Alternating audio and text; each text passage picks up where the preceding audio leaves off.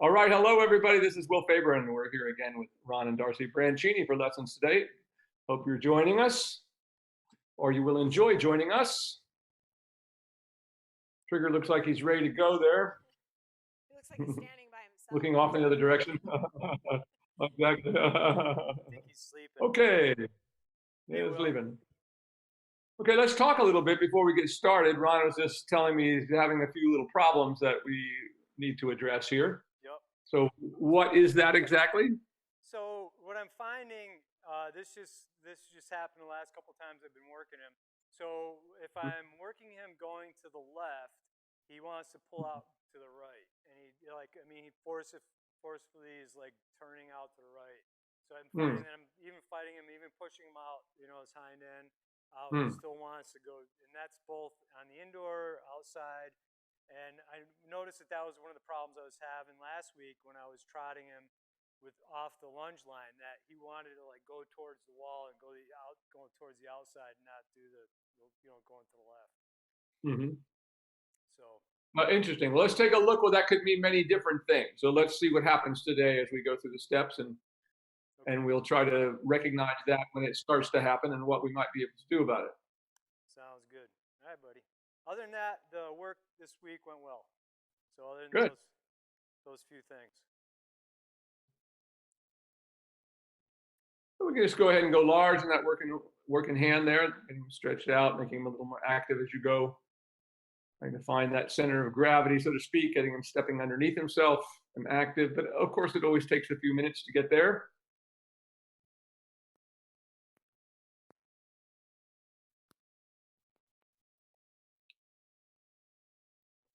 And just go ahead and continue large with him, just like what you're doing, just beginning to activate him a little more, making the step a little more active. And notice how when he starts out, everybody watching this out, this horse is very straight behind, so we're always looking to maximize the degree of flexion in his hocks. He doesn't have much very naturally. So as we go on, we see that begins to increase a little bit. He steps more actively like that, and we see him beginning to bend a little bit more.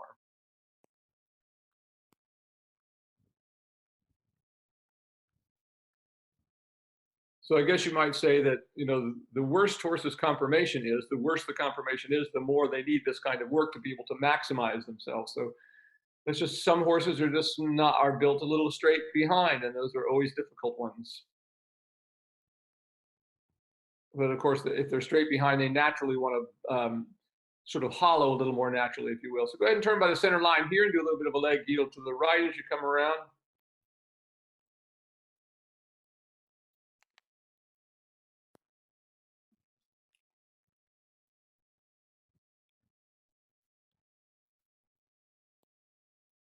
Getting better there, it's starting to go. Well, let's go ahead and do that again when we get to the top. So go ahead by the center line again and leg yield to the right.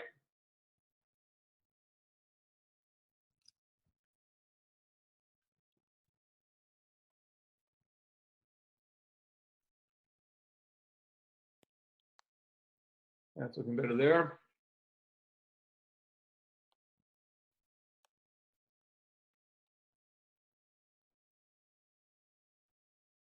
Good, that's a good leg yield.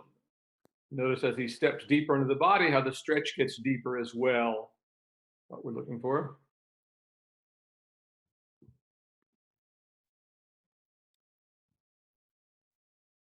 There, and then onto the circle here at this end, letting him stretch all the way down, but keeping it active as you do.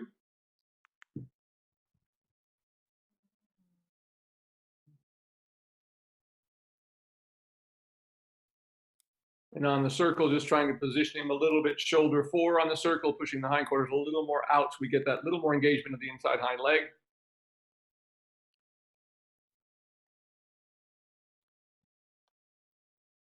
Good there. A little more active again.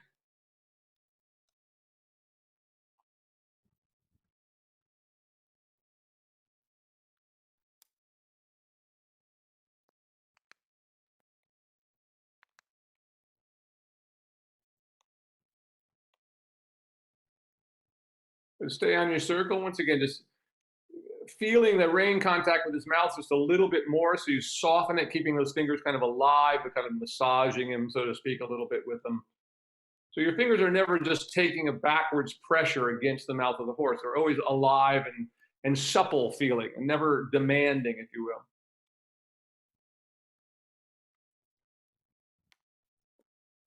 The horse has to trust our hands before it's ever going to take a correct contact that is a soft and supple contact. We have to be very careful that we don't punish the mouth. The more we punish it, the less it's going to want to communicate with us through it, if you will. That's getting better there. The hindquarters just a little more out. Let me see that stretch get a little bit deeper in this direction.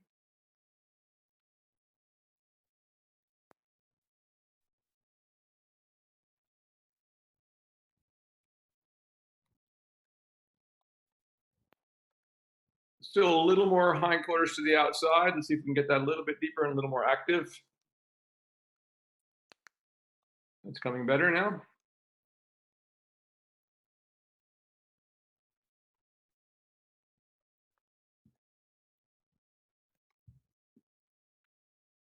That's it. Hindquarters still out a little bit more. Still wanted to see him take that on down a little bit deeper. So be sure and keep softening him a little bit with your fingers there a little bit.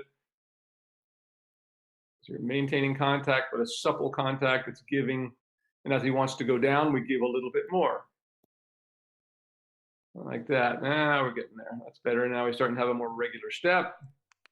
Could be a little bit deeper yet even.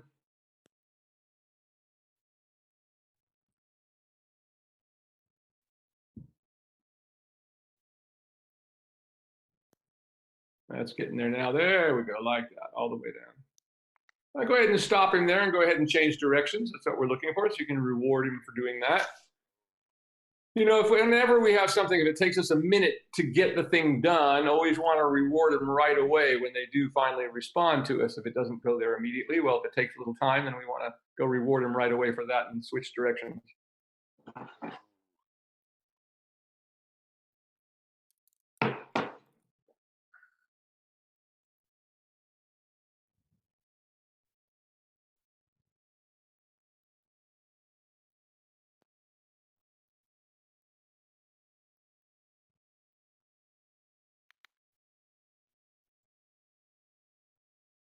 It's always a little pokey going this way starting out. Yeah. Now, is this the direction where he's trying to pull out to the left, or is it the other direction he's trying to pull out to the right? It was the other direction we were just on. So going to the left, he was trying to pull out to the right. So he's fine going this direction.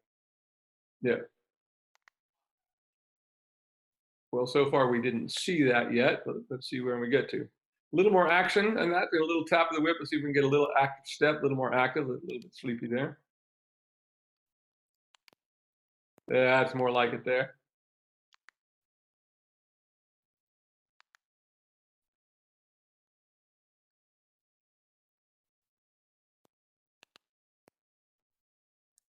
There, better. Now notice how those hocks, people watching it, notice as he goes down, as he starts to stretch in, how the hocks, the flexion of the hocks becomes more regular. The step becomes more regular. That's what we're looking for. So we're always trying to improve the gaits. So we're thinking more about that than what the position is. Some horses may need to be all the way on the ground in order to get that step. But horses like this who are, have been hollow in their back and little U-neck, this sort of thing, that we need to stretch them deeper and stay there for quite a while in order to get them to develop the kind of steps that we want them to take. In other words, like wherever you have confirmation issues with a horse, it's going to create a difficulty, make it harder. It makes it harder for the horse to get underneath itself when the horse is straight in the hind leg. Doesn't mean it's impossible, but means it's a little more difficult, and you have to take more care, especially in the early work, to get it done and get them working correctly. Like that's looking really good now. The step starts to look regular. So as you come to the center line here, that's pretty good. I want to go ahead because I want to see if we can get to where these problem issues are. So let's go ahead and stop and put him on the lunge line now. Didn't see any problem there, and he started stretching nicely into it. So let's go ahead to the lunge and see what happens there. And let's go ahead and start in the more difficult direction. So going to the left, he wants to pull to the right, right? Yep. So going to the left is. Let's start with.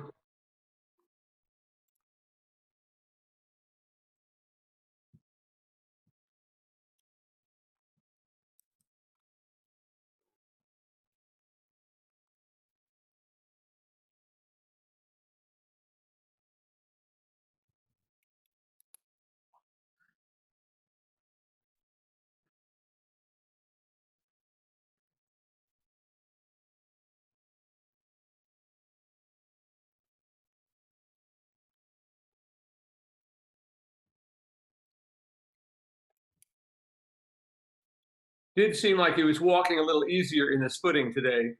Yeah, we've been Not a riding little on more it, than that. and we've just conditioning it a little bit. So I think before it was Yeah, just it was freshly put in, and they turned it and stuff like that. yeah, It just needed to be compacted a little bit. But right now it's very it's got a nice feel to it. good. It's not sinking into it as much. As I said, whatever you feel, they're feeling the same thing. So if you feel like you're dragging yourself across a wet beach, that's exactly how they feel. Or a dry beach, where they're sinking.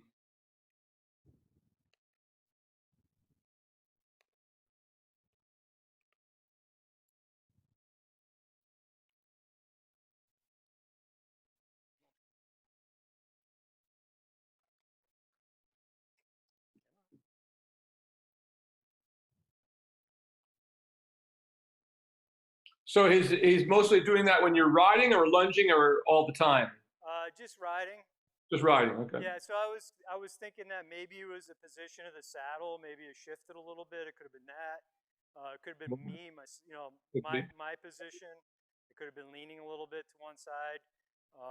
So that I wanted Yeah. you to take a look at once I get up there.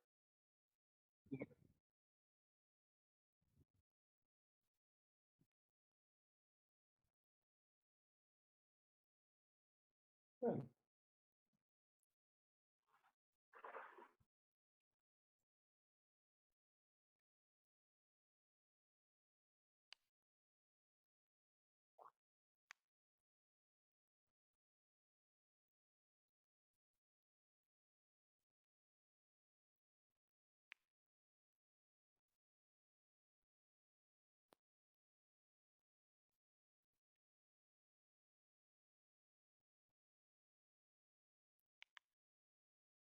There you go. It's starting to get there.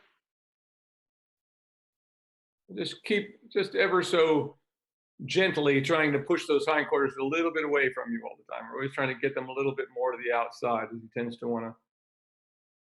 You can see how he wants to turn his head and neck to the right.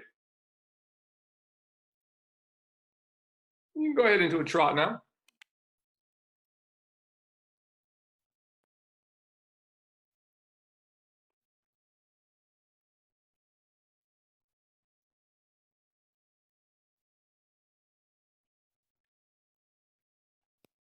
So he went quite nicely into that trot and right into a pretty nice swing through the back.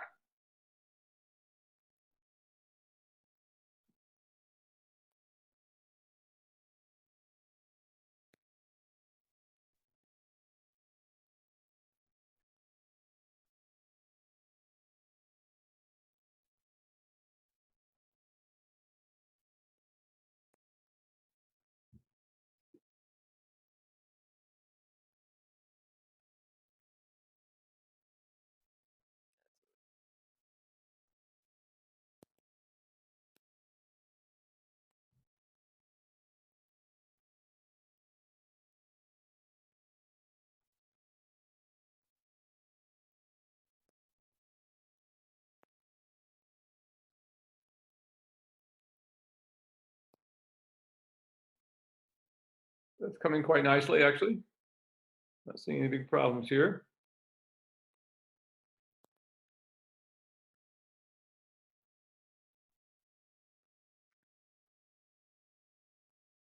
Uh,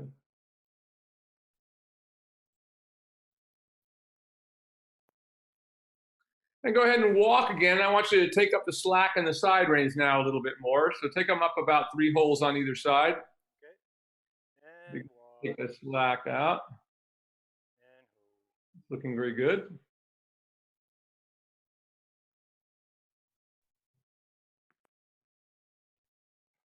hold.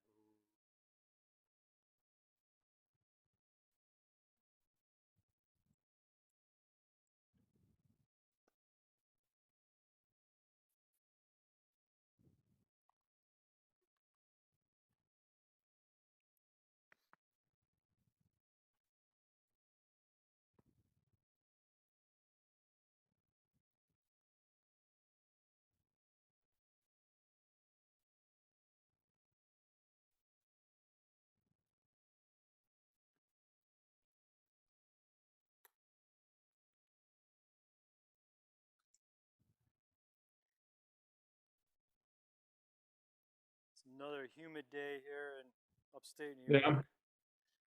It's like living in a rainforest. No, we've been having a little of that too. Yesterday was really humid. A little better today, but it's like 91. So this is like the hottest day we've had. Yeah, Horses were quite lethargic this morning. I bet.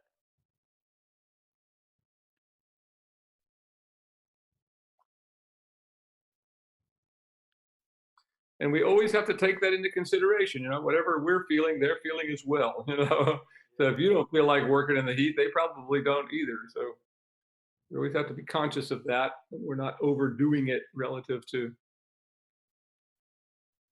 the weather.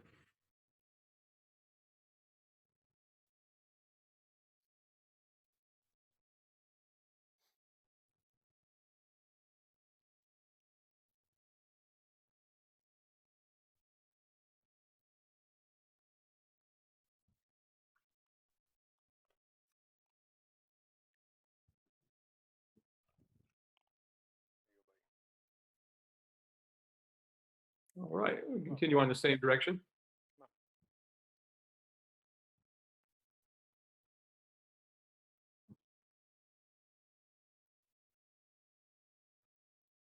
Good.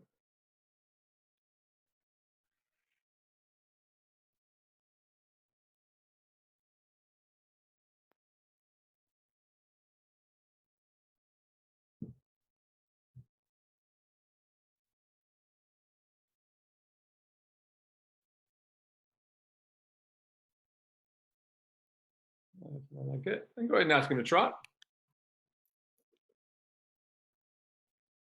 See how he wanted to hollow a little bit when he started that time, but not badly. Immediately started swinging a little better once he got going. I like it.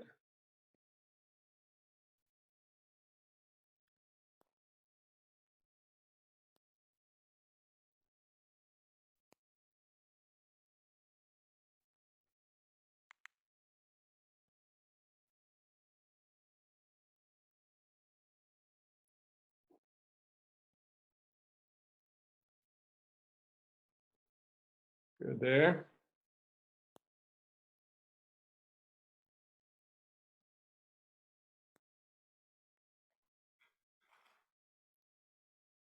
And just ever so gently, we're always trying to move those hindquarters a little bit to the outside. We get both ends of them, tends to want to be a little bit shoulder out to the right. So you always have to just keep trying, giving and taking, moving the hindquarter a little, not trying to do it all at once, but gradually getting that to happen.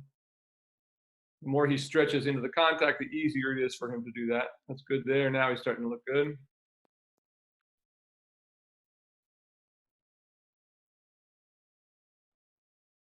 Uh,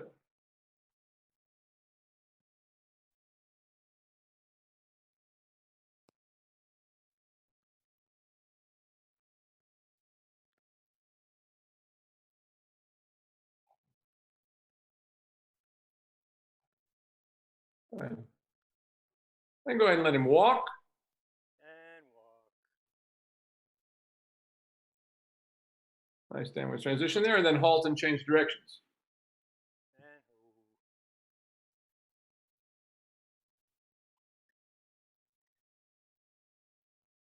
And ooh. Good boy.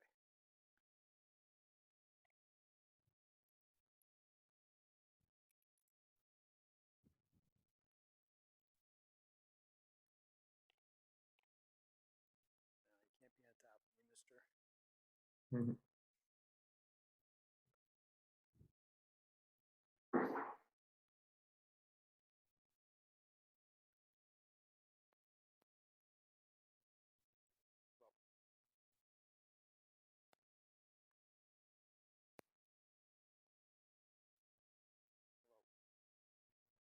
That's it. Just gradually trying to move those hindquarters out again. Moving them onto a larger circle with the same time trying to move the hindquarters even a little further out.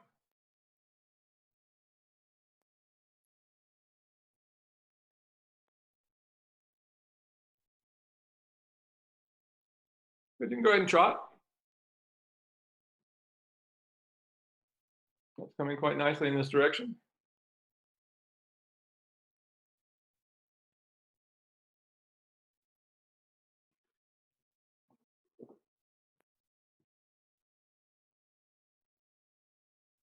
Good.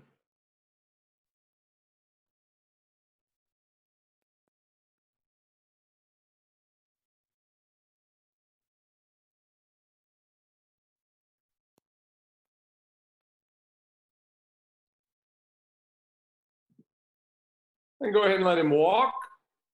And walk.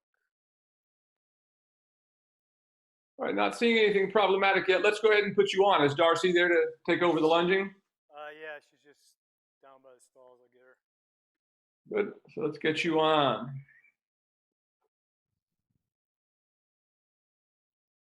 Oh, mister.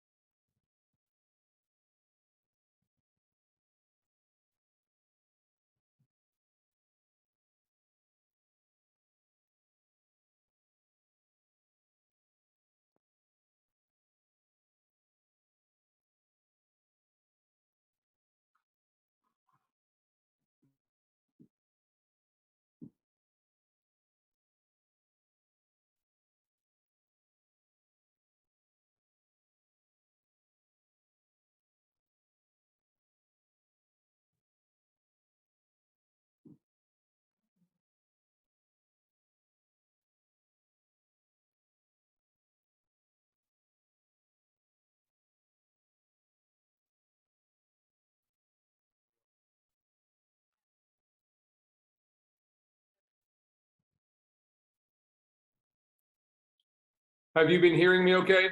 Yes. Yeah. Okay. Yeah, I shut my mic off when I was screaming for Darcy. I keep getting an unstable signal message, but most of the time it's looking pretty good. Yeah, you freeze up every once in a while, but other than that, Yeah. I can hear you okay. It's usually just a video that goes out. It's amazing we can do what we can do. Yes, it is. It's awesome.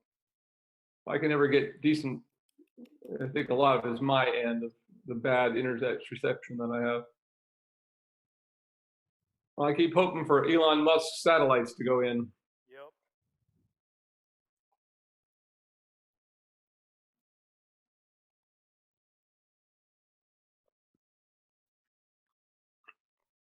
You guys have gotten a lot of comments about those little stirrup bags. Did you make those yourself or buy them somewhere? No, these we got. They're casual, and you can get them at a lot of the places. You know, the usual suspect online stores. Yep. They're great. Yeah, they're nice. You know. Well, it's nice. Keeps your saddle from getting all messed up and keeps them from falling down. So all good. Simple design. I think Sam. Anybody's handy sewing machine. She had a different one.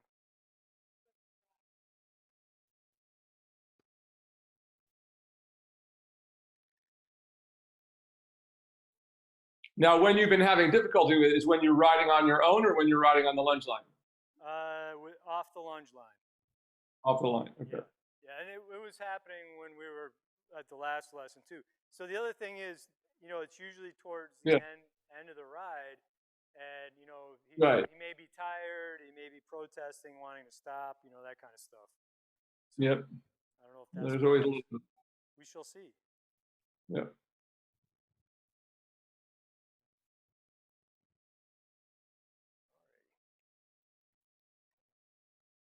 So if you want to, I'll walk him up there. Mister.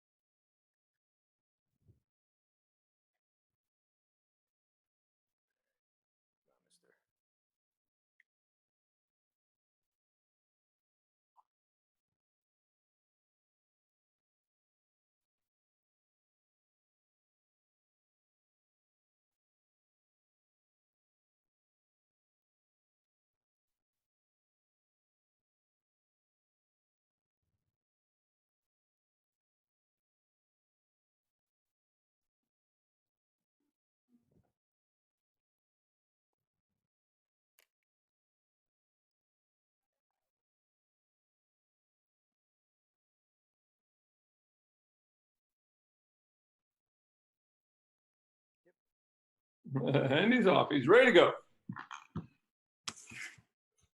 Yeah, he's interesting.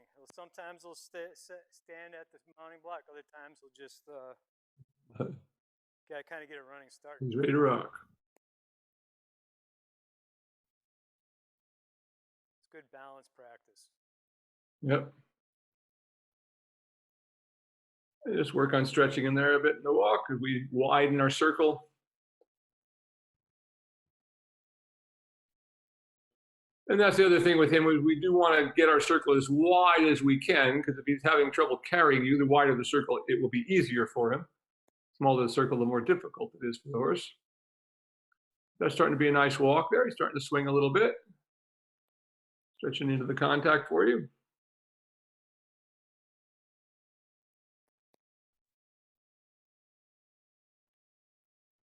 So really what we want to think about here now is that we begin to sort of stabilize our contact if we do, because that's part of the issue. Is the horse at this stage hasn't really learned what the outside rein is all about yet. In the beginning, as I said, it's mostly just inside rein, inside leg, as horses get used to just staying out in the circle. But then, of course, we have to, at some point, they have to start listening to the outside rein, meaning sort of standing up to it, that they're not running through it.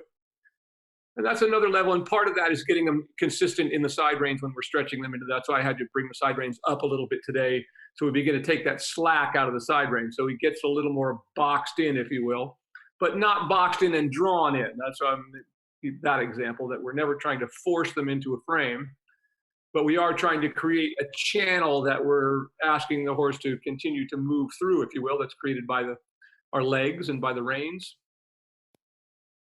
That's looking good there. Like this walk, starting to swing quite nicely.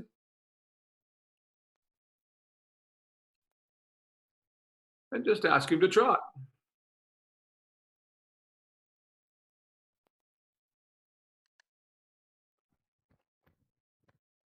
You can see he has a little difficulty there when you first start off, but nothing compared to what we used to get. Immediately trying to find the stretch a little bit, getting some kind of regular rhythm, like that. And once again, as his head comes up, just kind of widen your contact there so he's not escaping the contact from you. And as he goes down again, we let him even have a little looser rein. That's getting there. That's it. And just keeping that hand, the outside rein consistent like the inside. So it's just beginning to let him find that consistency of the contact, which is kind of the level where he is right now. And until they do, they may try to veer or stretch off in one direction or another. So he's had a little bit of difficulty there today. But it comes back to it pretty nicely. Just keep going there for a minute. There we go. He's trying to find the stretch now. There, much better. There, now we're getting there.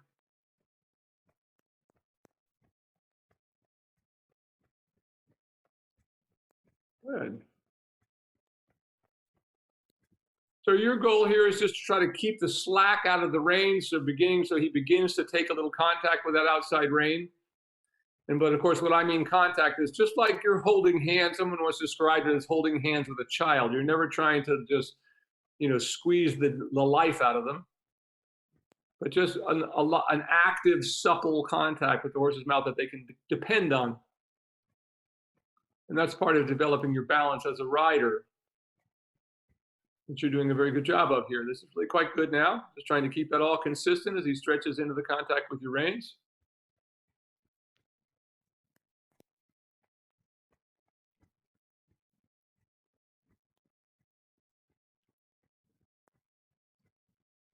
Yeah, that's good. Really good. Now, you can let the tempo slow just a tiny bit, There, like that. There's where I want him, right there. That's about the right speed. Now you have him right there.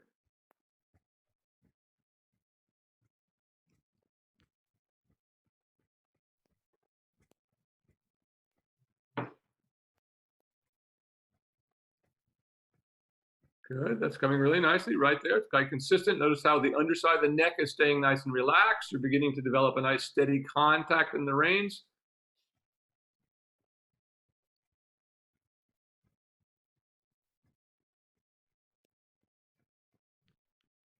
And go ahead and let him walk again. And walk. Yeah, it's like something feels different. I don't have my half chaps on. Oh, you okay? Do you want to stop and get him, or are you all right? Yeah, I should probably put them on just because otherwise I'm gonna have a hole like worn in the side of my leg. Yeah, you want to go? Just go ahead and stop and dismount and go grab them. Yeah. Get you back up there just again. A second. All right, he'll be happy. I gotta get off to put them on anyways. Can you come grab them? Thank you, Darcy. Yeah, it was funny. It's like, wow, this feels. All of a sudden, your leg feels very loose. Yeah, I was like, I'm not as grippy as I should be. Right. Well, that's part of, once again, the way these type of saddles are meant to work with the high boots is that strap wraps around your leg and is part of your stability. So if it's only on your leg and the boot isn't there, it can feel very, very different.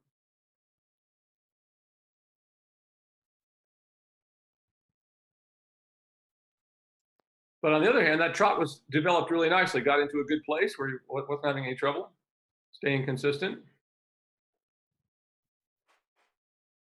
So one of the things to always remember, like when you start to run into difficulties, as you said with him, if the difficulty is starting when you're riding him free, now we're going to get to that here in a few minutes after you go the other day, and it may simply be that it's too soon, that you need to do more of it. It's always that idea that we take a step back. So if all of a sudden we're having difficulties when we get to a certain step, it usually simply means that they need to spend more time at the step before it, if that makes any sense.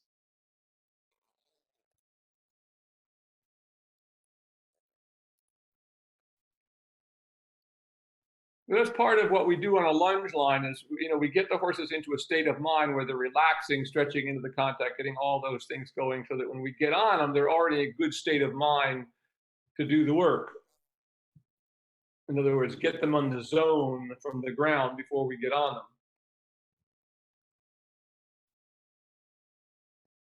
Always a lot harder if we don't, especially with horses that struggle with their balance or can't engage in the way this one has a difficult time doing.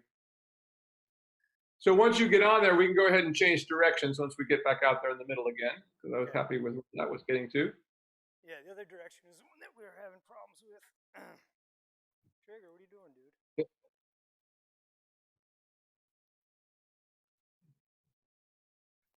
Yeah, that's better.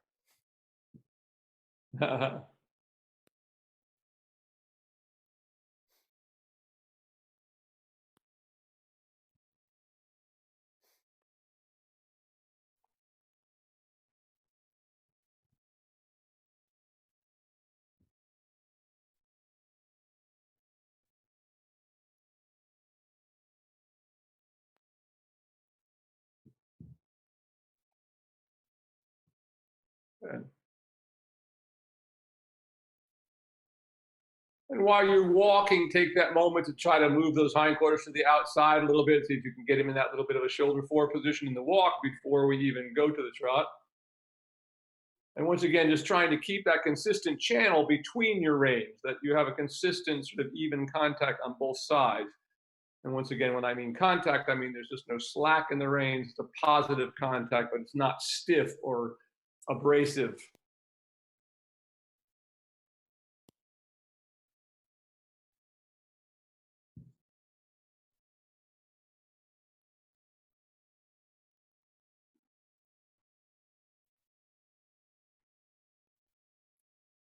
That's looking better there. Keep trying to move those hindquarters to the outside a little bit. We get to engage that inside hind leg a little more. Just what we did in the work in hand, only now we're doing it from the top of the horse.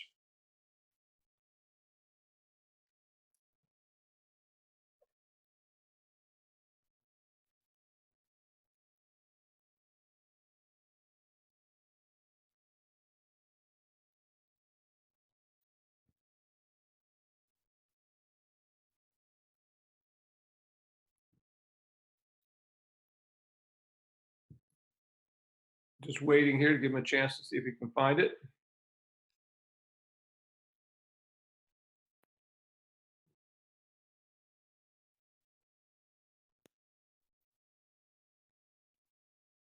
Again, trying to move the hindquarters a little bit more outside. The biggest issue I see here is he's not wanting to engage that inside hind leg in this direction. And walk. And go ahead and walk again.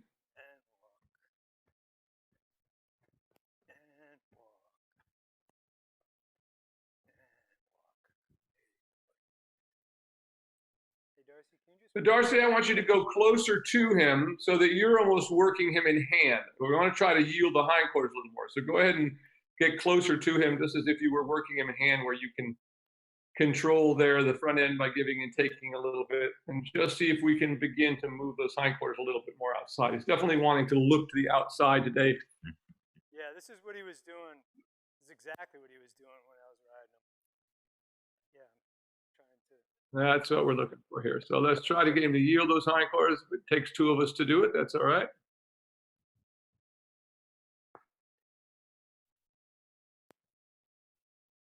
Why don't you, Darcy, you have that whip in your hand, so you can just kind of use that at the back end and just, once again, try to swing the hindquarters a little bit to the outside. So that's getting better. A little bit more so there. It starts to get better into a better stretch.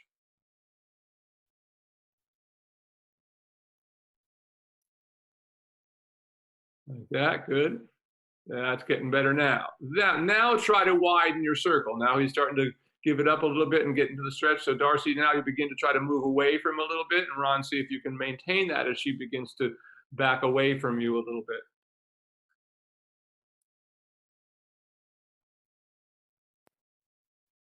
There we go, much better now.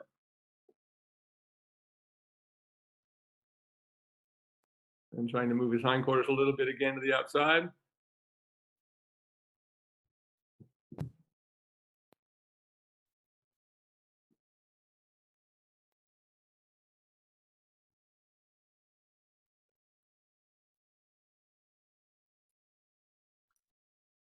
Darcy, go ahead and let him have a bigger circle so he gets further away from you. Go ahead and let the circle get larger, and you begin to hold your ground out there in the middle. That's getting better, and just you're giving and taking a little bit on that inside rein, like every time he looks to the outside over there, just soften him a little bit with the inside rein while that inside leg tries to push the hindquarters out a little bit. It's getting better.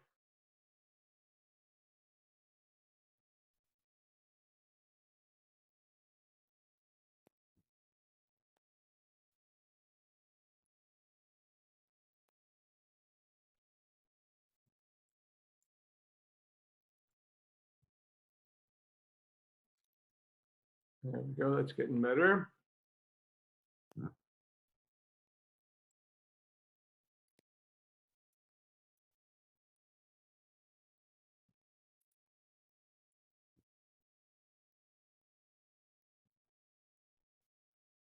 Darcy, feel your rein a little, take up the slack on the lunge line a little bit. So you're helping him there a little bit by keeping the slack out of the line.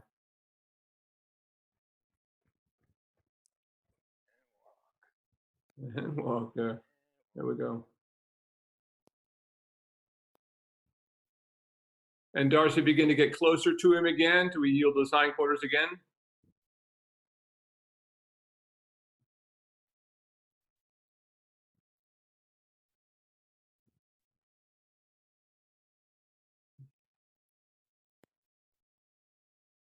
Can't walk in the footing.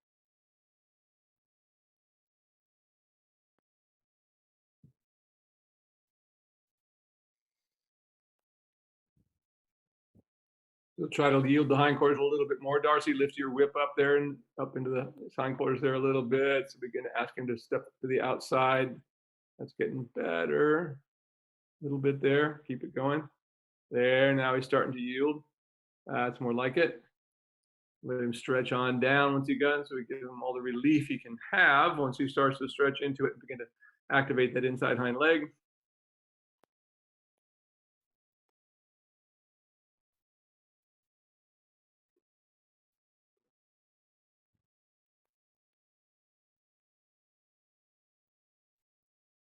That's it. Into that. Now, Darcy, go ahead and give him more slack now so we can move out into a larger circle. Working that. And then, Ron, once you get out into a larger circle, go ahead and ask him to trot, and let's see what happens. Starting to relax a little bit there, so that's good. Get a good spot. Like there's a good place to ask him to trot as he's stretching into the contact.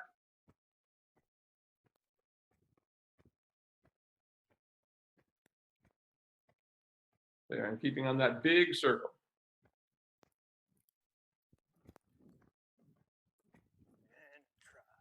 Just bring him back to a trot once you can a little bit. Not too bad.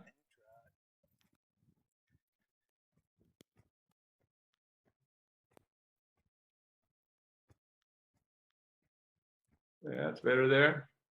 There we go. That's better, like that.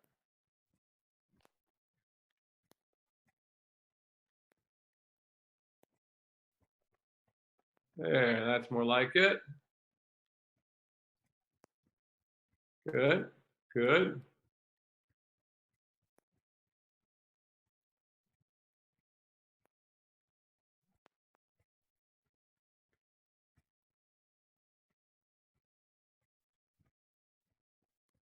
Good there.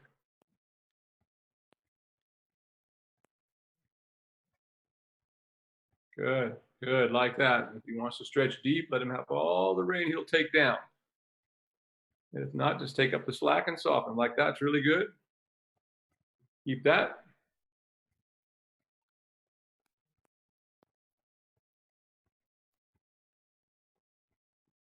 That's it. And every time you guys look to the outside, you're just using that open leading rein, just very lightly softening them a little bit while you push the hindquarters to the outside again. Like that.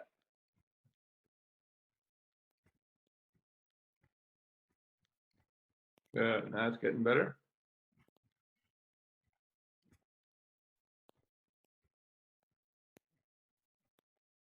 Good. Now let him walk again.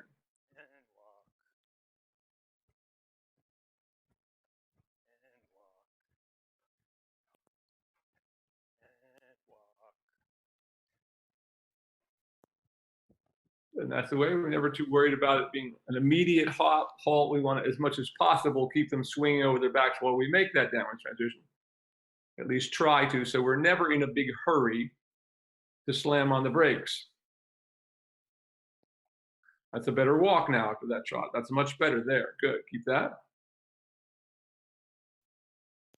What I'm seeing, Ron, is he just still looks a little uncomfortable in this direction. So I think really it's just a matter of he needs more of this rather than being loose. Yeah. Just not quite ready. And that's the thing to do. Always remember to take a step back. So, you know, if you run into any kind of difficulty as we move forward in these steps, you know that if it's, you just go back and do what came before it, which in this case is getting on the lunge line and just letting him settle into the contact.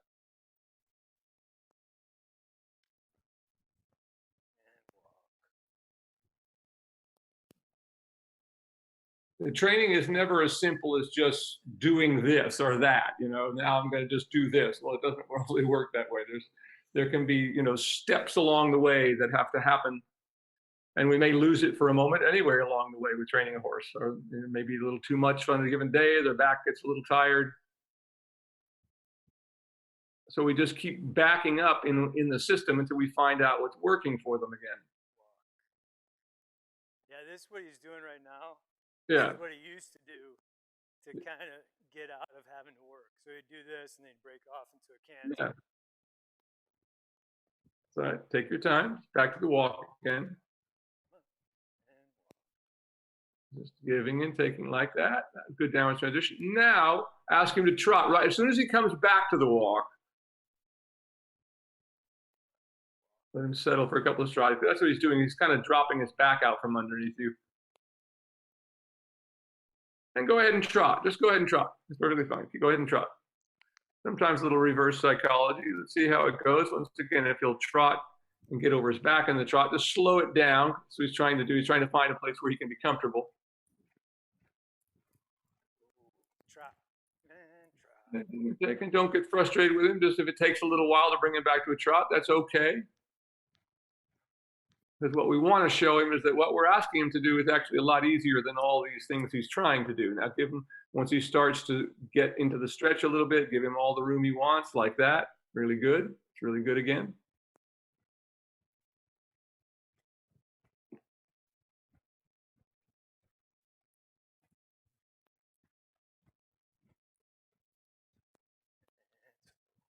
There you go. Just slow your tempo just a tiny bit, just slowing it down just a little bit, so relax in your mind.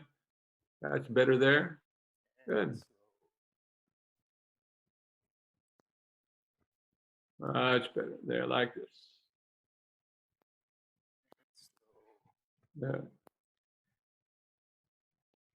Now bring him back to a walk again.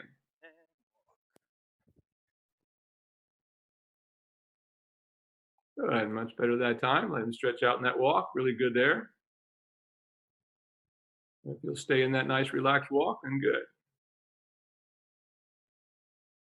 So sometimes, like we did there, it's a little bit of reverse psychology. Okay, you want to go, you want to go. Well, let's just go. Like same thing again here. Just go ahead and trot, since that's what he seems to want to do. Got it in his mind. So we'll just go with that for a moment, as long as we can get him to trot over his back. He wants to canter a little bit. Just go along with it for a few strides, and then ease him back to a trot again. So he's never really getting away with anything. And just keep giving and taking. Once again, just what you're doing there is better, right? And bring him back to a trot again. Just take giving and taking. Stretch your shoulders up a little bit as you make that downward transition. And just giving and taking, good, like that. And once again, you're just softening with that inside range. He's always trying to look to the outside, trying to make his body comfortable in what we're doing here.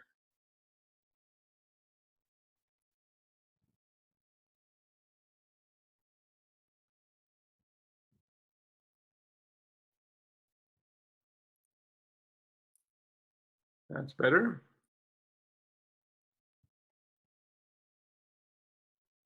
Now go ahead and ask him to trot again. I didn't have to that time. He's like, oh, it's this spot. No big deal. Just be patient with it. And trot, stay, just relax. Can't let ourselves get frustrated by what the horse wants to do.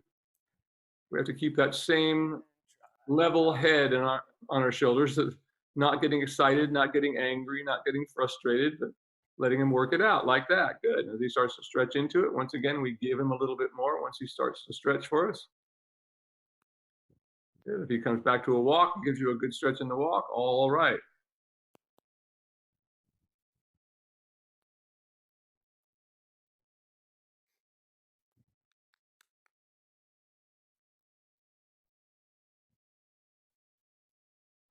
Like that. And walk, and walk, and walk. There you go. And Good boy. And walk. Just go ahead and trot. Go ahead and trot again.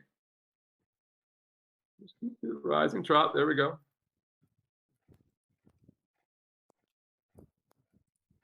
Easy does it. Get my canter work in. You're okay. Exactly right. Don't worry about it. He's actually not cantering badly. Could be a little more over his back, of course, but. And walk. Actually, and trot. And just bring him back to a trot again. There you go. Easy does it.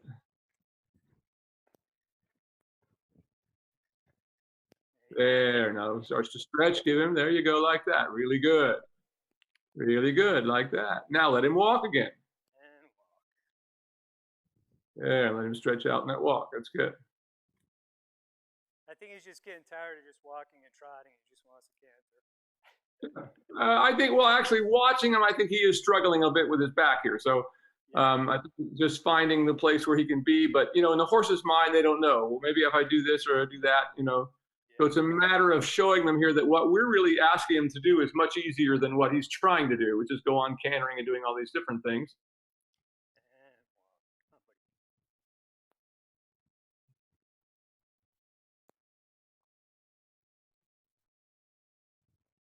Sometimes they can test our patience.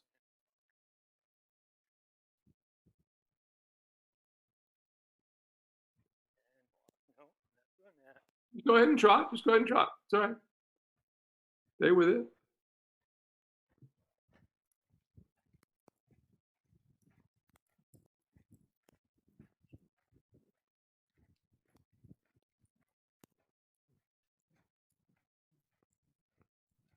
And back to the trot again. Just easing him back to the trot.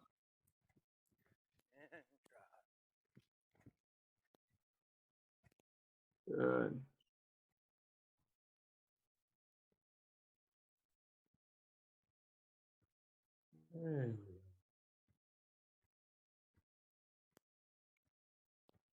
Like it.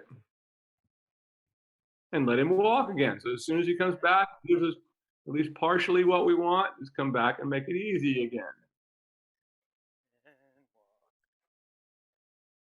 walk. I'd like that. Very good. Now go ahead and halt and change directions again. And who.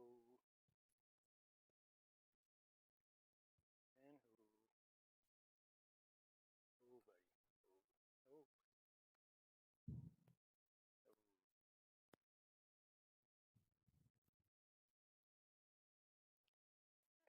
I wanted to walk him a little bit because he's breathing a little heavy. Okay. Just gonna walk him around a little bit. Let's take a break real quick. Okay, go ahead and change directions there, or walk him this way is all right. Yeah. But take your moment, keep your whip with you if you don't have it there. And once again, stretch him into the contact. So go back to working him in hand. Don't just walk him around the arena, but get him back into stretch again. Go back to what you were doing, but we're making it easier for him by getting off his back a little bit. But we still want to get him back into that stretch again. Sorry.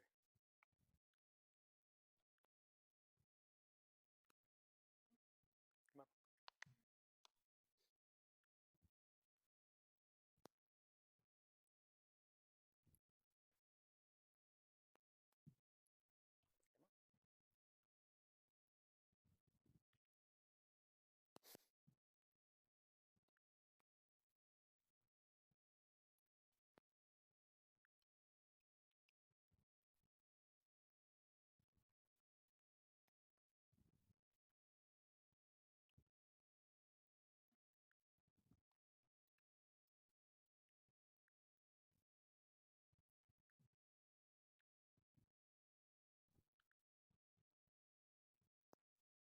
Good, like that, much better.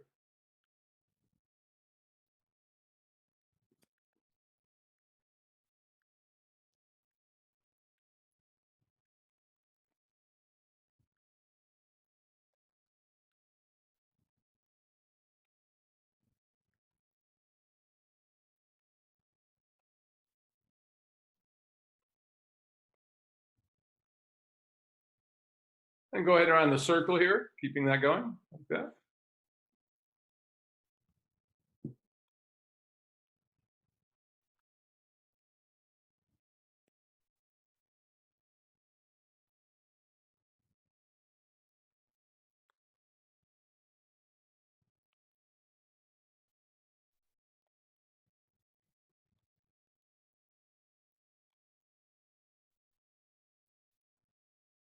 Like that, really good now.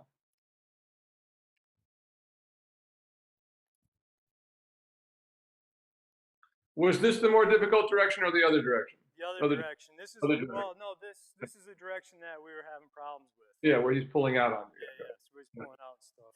Yeah. And protest. All right, go ahead and stop there, and I want you to put him back on the lunge line without you up there now. Okay, same direction. Yeah, same direction that he's having difficulty. So we're just backing off a little bit to back to just lunging and letting him get comfortable there. Trade you. So that's all I see as an issue here is he may have gotten a little tired in his back. Once again, he's only just beginning this stuff to get any kind of consistency. So he seemed a little struggling in that direction. That's what's causing your difficulties, is that he's struggling to carry you in this direction. For whatever reason, again. I mean, it seems like it was improving. I'm sure it is, but sometimes we just have to just get off again, and once again, just give him some days of work without you up there and let him get really consistent and then go back and try again.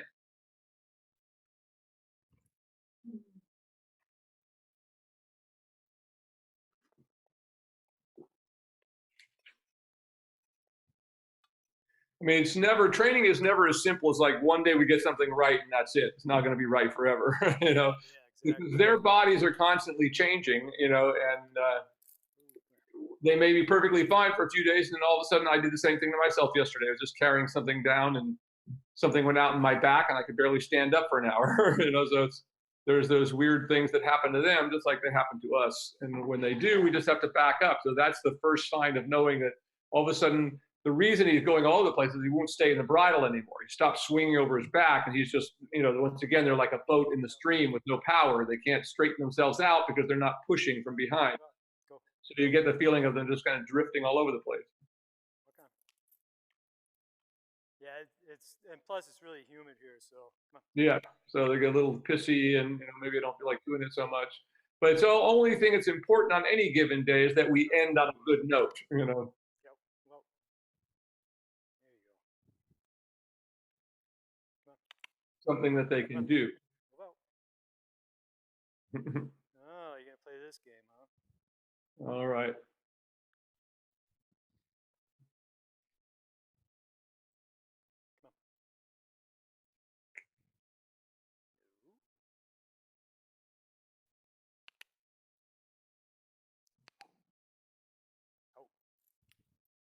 Just go ahead and push him up into a trot. Just, use your whip a little bit and get him to move away from you and wake him up a little bit. He's just decided to, oh, I'm tired, it's hot, I don't want to do this, see if I can get out of the action here. But go ahead and put him right into a trot. Like that. There you go, like that. So he finds that position again, like this. Wants to canter a little bit, no big deal.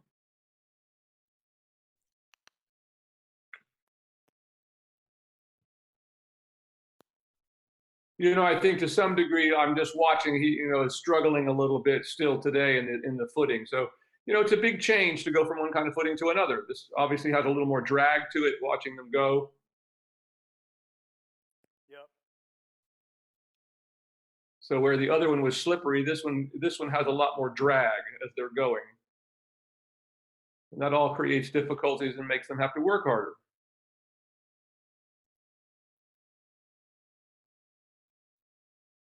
Like that. So we just find a place where it's good. Like that again.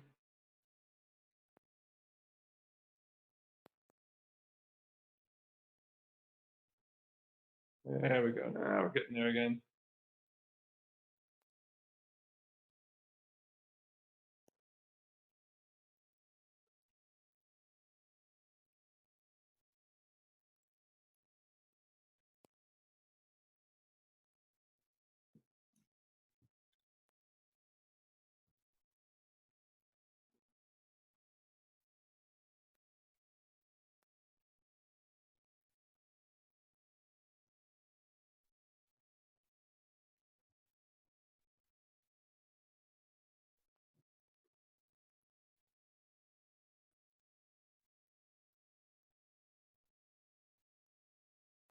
Yeah, it's getting better now.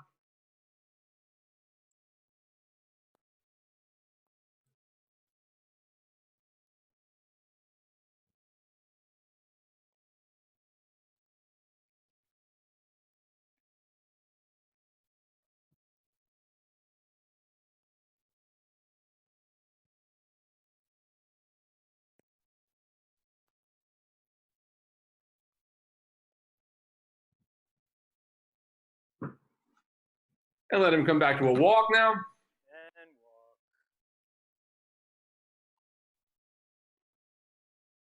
There we go, and a good stretch in that. Walk on. Good, right there. Very nice. And you can halt there and stop. And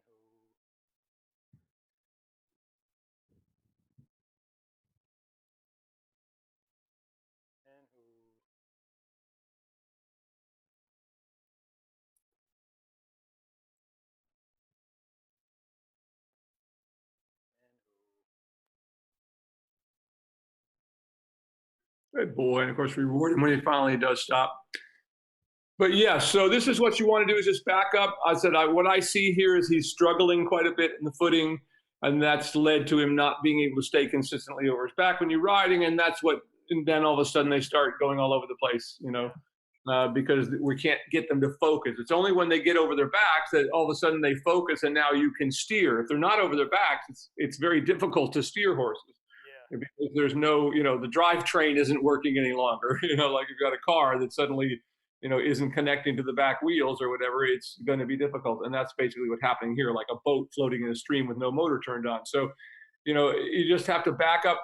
Training is never like, okay, good this day, it's better the next day, better the next day. It's never just a constant forward progression. There's always these moments that, we do a little too much, or the things have changed a little bit, like I say, with the footing here, and he needs a little more time to adjust the footing. So I would suggest just doing nothing but the groundwork now for a while until you just see him really settling back in like he was, because he'd gotten so he was really settling in nicely. But I can see right from the beginning today he was starting to struggle with you on his back. So that's all that the issue is. That once again he can't is struggling so much that he can't keep the drivetrain engaged. So he's not going straight any longer. So we just have to take that step backwards. Do the groundwork until you see him really getting consistent and being able to deal with this new footing, which creates a lot more drag on their feet. And once again, it's harder for them to do all this stuff. It's just like we saw with you in the beginning, it was impossible for him to even carry you when we started. So when we add in, he was just getting so he could. Now we add in a little different element of the footing, and he's struggling once again, and everything starts to fall. So this is where instead of trying to fight the horse through all this, we just back up and get him comfortable again and working comfortably again in this new footing, and pretty soon you'll be back up there doing everything that you were doing before and more. Does that make sense? Total sense. Makes sense. Awesome. So I got a game plan, and we'll do the rider change now. Darcy will be up in a minute. Excellent. All right. Any questions? That all make sense? Totally makes sense to me. We'll just see how it goes next week. I'll just and see how it goes. But take it one step at a time. Once again, get one thing right again before we go on to the next thing. Once again, he's really comfortable. But even today, I mean, he was pretty comfortable until you got on him. But he did already look like he was dragging a little bit, even when you weren't up there. So add your weight up there, and you sink in the footing, and there you go. All right. Well, we'll see Darcy in just a few minutes. Great ride today and great work. And once again, it's learning how to deal with the issues. I mean, it's one thing, horses are not machines. They're a little bit different every day, and everything we do affects them, and all the changes, and the heat doubled with the the humidity and new footing and all these things. All these things are going to change how, just as they would for you. If you were a track runner and all of a sudden you're running on a different track with different footing, it's going to make a difference. Well, it's the same thing true for horses. Yeah. All right, we'll see Darcy in a few minutes. All right, great job.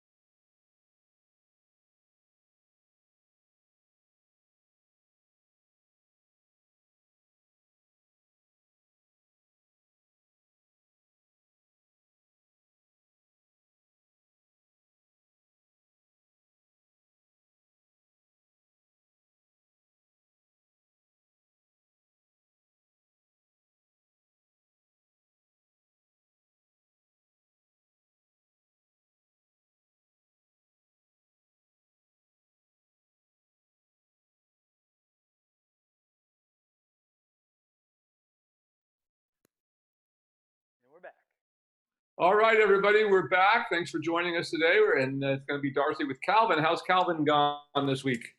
He's been going pretty good. I mean, that lesson was I think that's the hardest he's ever worked on Sunday. Oh, really? Monday, I actually did, I got on him, but I just did a lot of like stretchy work at the walk, and that was Good. it. And then Yep.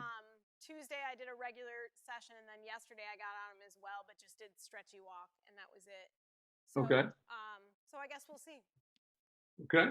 That all has gone well. Yeah, that actually went really well. Okay. Let's start with a little work in hand. We'll see if we can quickly get beyond that.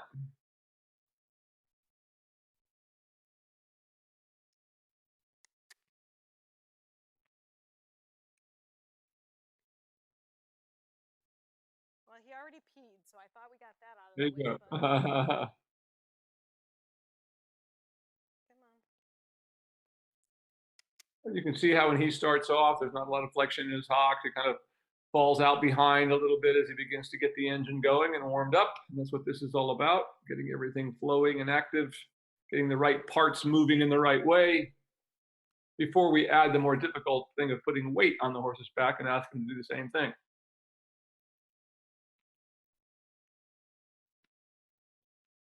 Okay, Calvin. There we go. And just go ahead and keep that going down the next long side, just opening up the stride as you go as best you can. Calvin's always one that takes a little bit of warm-up time, as many of these kind of warm blood or sort of colder blooded horses are.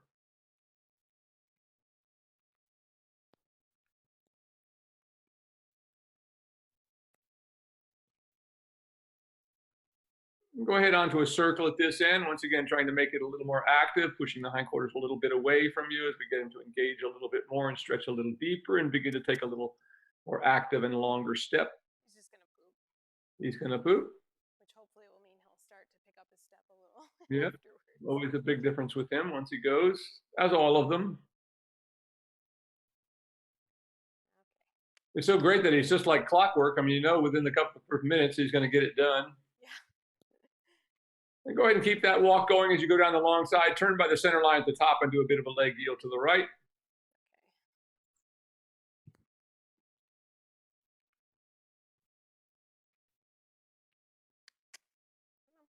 Walk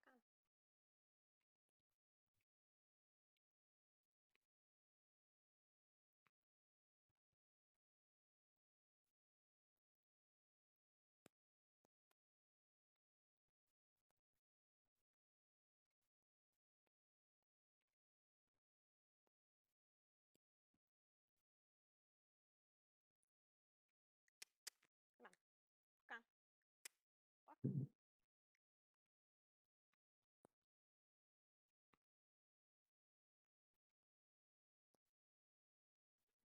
That's looking better now as he's starting to stretch into it.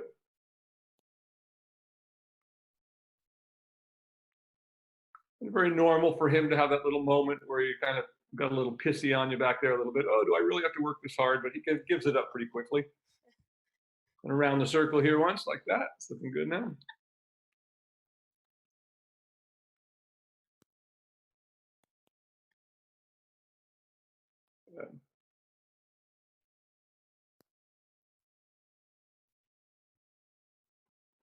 As you come around to the center line there, you can ask him to halt and go ahead and change directions.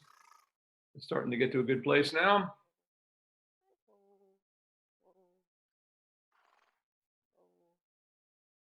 Whoa. It's good No, just keep asking, just give and take. There we go, good boy. And of course, reward him for that and go ahead and change directions. Okay.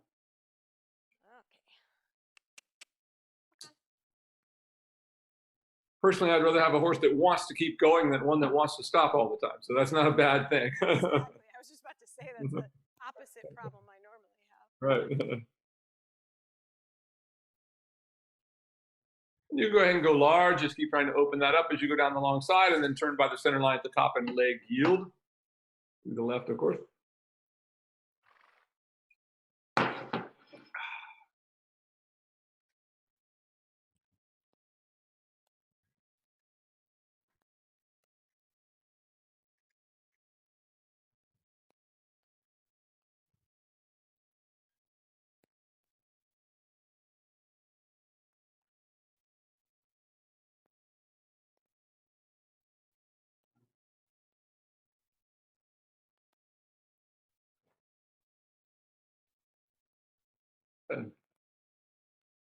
That's quite good.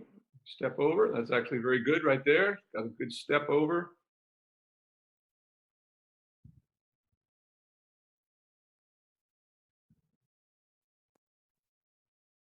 And then back onto the circle at this end, stretching them all the way down again.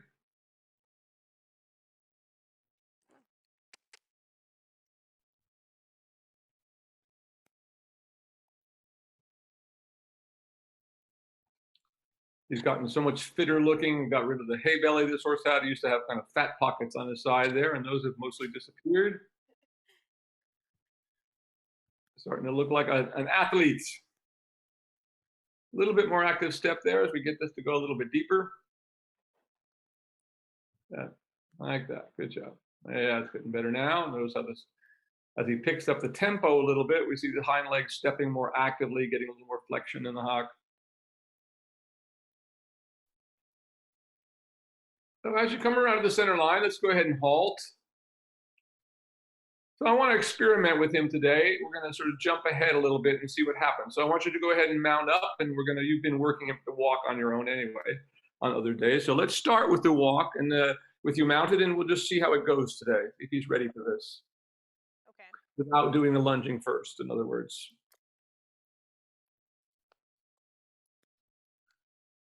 So we'll experiment and see what happens. If it seems like we need to take a step back, then we would. That's simply as that. If we run into a problem.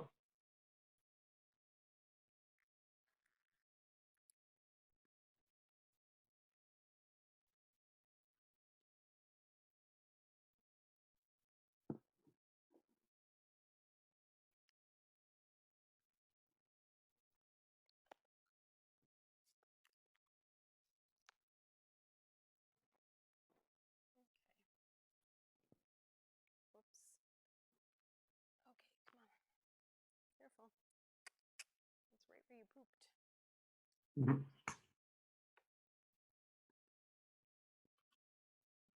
Okay.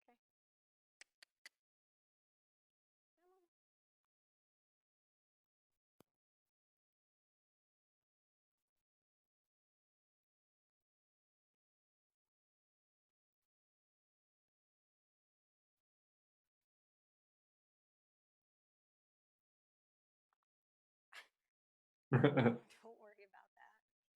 Come on, Calvin. Come on. And roll.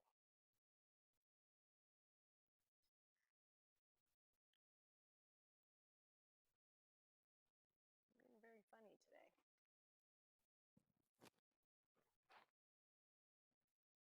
I think maybe he thinks I have treats and I don't.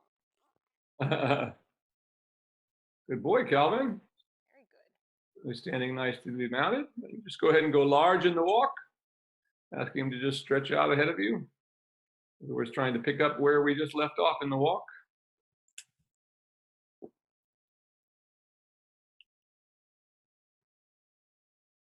Always a good time to try this for the first time if you've been working your horse and it's been working under saddle. I mean, you've been doing the lunging work every day. A good hot day, when they feel kind of tired, it's a good day maybe to leave it out and see where they're at for that day, especially when you're working young horses that you're just starting to get on.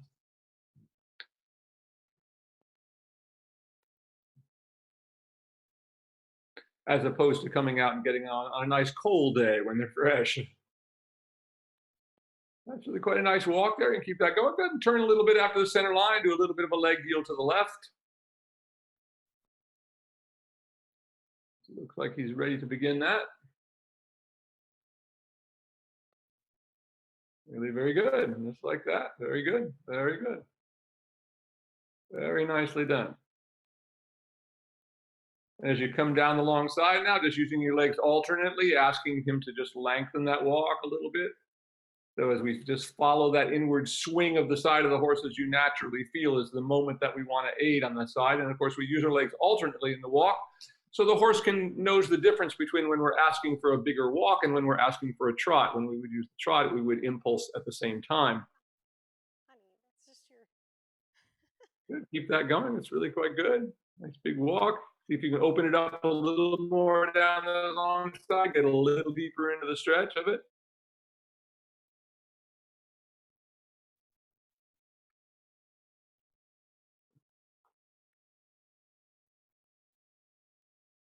Yeah, that's coming very nicely. Keep that going. And we will go ahead and turn after the center line again, do another little bit of leg yield to the left. A little bit deeper into the stretch now.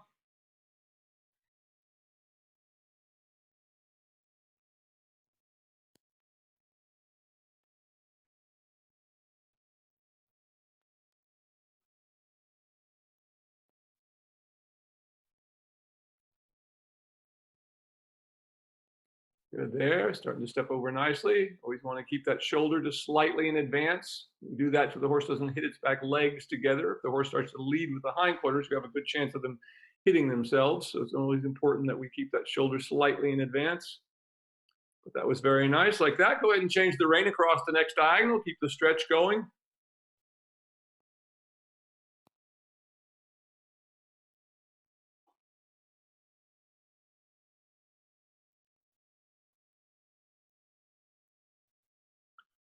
Notice you're remembering how important it is as we learn to ride and you learn to develop these skills, that we develop these skills without holding on to the mouth of the horse. So we develop balance.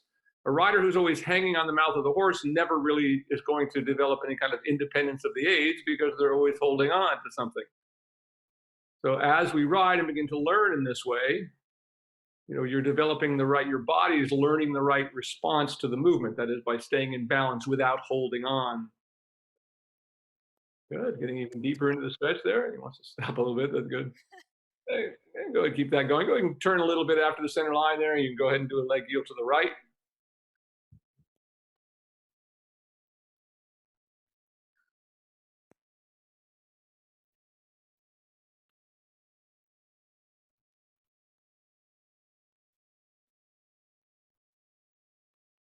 Good, it's really quite good.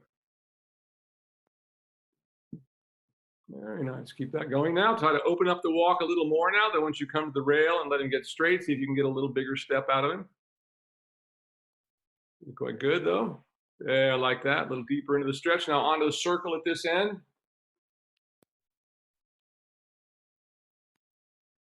Good. Now I want you to begin to bring him up from the stretch. So I just want you to bring him up to about a medium position there and see if he softens into the reins.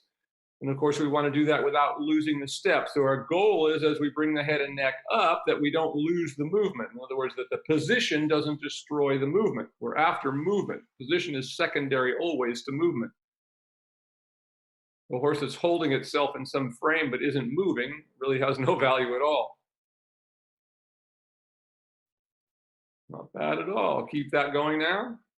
A little bit more active, so you can give him a little tap and get a little more snap out of the step there a little bit, so he's just a little more active with it. Go ahead and go large now in the walk, keeping him about midway. If you can pick up a little bit more tempo, it's a little bit getting a little bit slow. He's beginning to fall out behind a little bit, so where we have to. And if you have to let him down to do that a little bit, that's perfectly all right too. In other words, if we try to keep the movement with him up in a higher position, but if we lose it, we have to let him lower the head and neck. Once again, the movement is what's important, not the position. If we do the movement wherever it can, the position will ultimately change after the horse develops that ability, that strength. Go ahead and turn by the center line here, and again, leg yield to the right.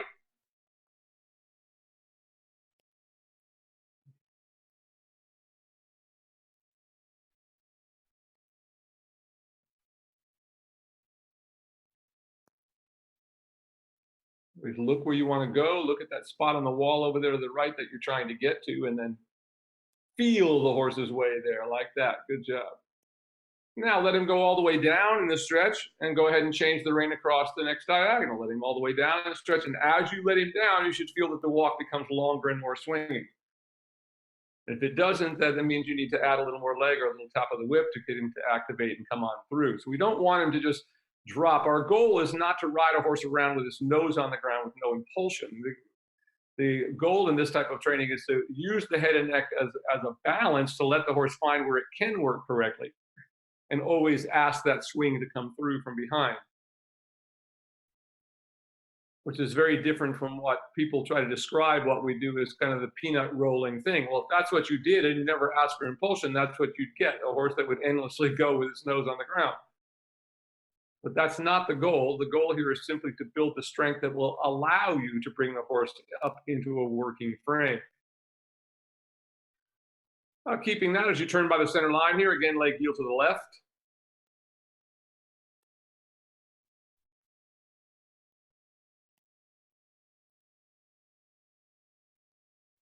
A nice sense of rhythm there, and that was very nice. He actually went a little deeper into it. Nice big step over. That's great. Really nice there. Notice how the shoulder stayed in advance throughout that. That was very nicely done. Now, right there in the center, go on to a big circle there, and I want you, once you get to shorten your range, to begin to bring his pole up a bit. So we're going to stabilize him a bit now in front of us. And then we don't have to do so much moving of our hands out to widening our hands, which we do in the beginning when we're teaching horses to stretch, so that we can quickly take up the slack, if you will. So once again, it's a training technique. It's not how we want to end up riding at a horse show. Some people confuse that. These are just steps along the way to get us to where we want to be. This is coming better. Good. Go ahead and shorten your hands a little bit, shorten your range a little bit more, letting your hands be out in front of you. That's actually a pretty nice walk there. Good. This is improving nicely. Go ahead and go large. Once you reach the rail on the next side over here, go ahead and go large. Keep trying to add a little impulsion. If you feel it sort of falling behind your legs a little bit, keep it a little more active. And down the next long side, we're going to try a shoulder 4. So here we're beginning to ask the horse to listen more to the outside rein. Both reins are going to move a little bit to the inside, and that outside rein is going to help you position the shoulders off the rail.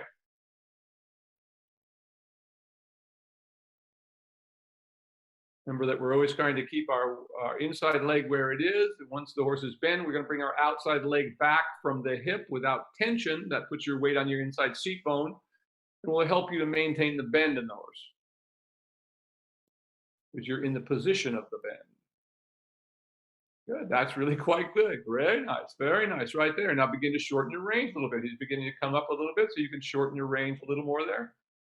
Really nicely done. Good walk right there. That's good. Keep it going, just like that. Very nicely done. You kept a good rhythm, good active rhythm throughout that. That was really very good. Now on the circle here, stretch him all the way down and lengthen around the circle again. So you may have to give him a little tap. If you feel like as you let go of the reins, the walk doesn't get bigger, a little bump of your leg, of course, and a little tap of the whip. Even a little bit more. See if you can encourage even a little more activity in that walk. On the circle. That's getting better there, getting better. There, good. Taking it down. Now it's starting to open up a little bit like that. That's more like it. Movement stays around and through the back, like that. Keep it going. Could be stretching a little deeper, but I like the activity that he's got right now. It's good. Good, like that. There we go. That's more like it. Now go ahead and change the rein in the stretch across the next diagonal, then begin to bring him up as you reach the other side, and then come back to me in shoulder 4 on the other long side.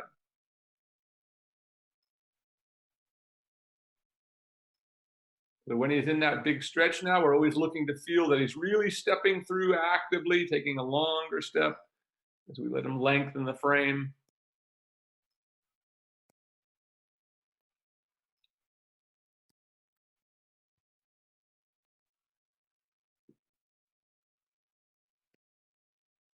Anybody saw that? Somebody posted an article with Rainer Klimke about last week. It was a great one for everyone to read, where he talks about how the horse must lengthen the whole frame when it lengthens, instead of what we're seeing today, where horses are kept in these shortened frames with their necks up in the air and expected to throw their legs out. So a little bit of shoulder 4 here, coming down this long side.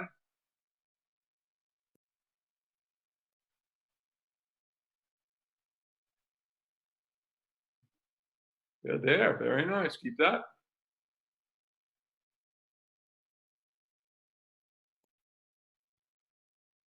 Good.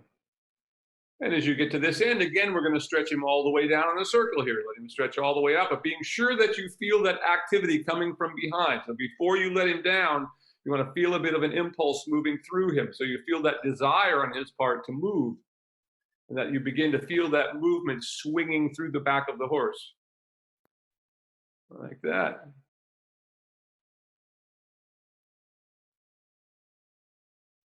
Good. Keep that going, even a little deeper into the stretch. That's really quite good. Very nice. Just a little bit more active, so you can get the stretch a little bit deeper before we bring them back up again. Of course, trying to perfect each one of these things. Takes so much concentration. That's really going to be good now. Now begin to shorten your reins a little again, bringing them back up more into a working walk on the circle.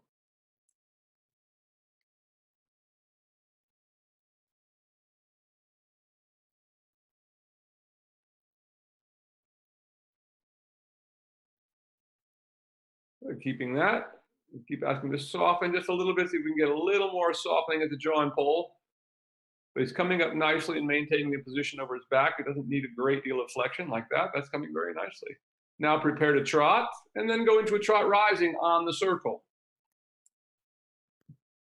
So just start from wherever he is there, kind of in a medium position.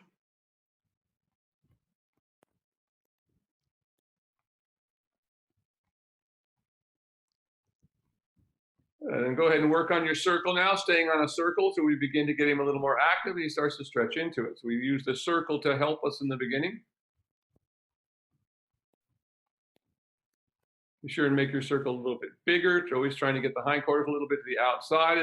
So again, we're doing this without any warm up on the lunge line as we normally do. So you're having to go through a little bit of this yourself. It's a good test of where we're at with it all. Now give your reins a little. Let me see if he just stretches out in front of you. Try always at some point just to give a little bit and see what he does if you let go. There, like that. Keep yourself hips coming through as you rise to the trot. There you go. Listen, like that. Good, there. That's starting to happen.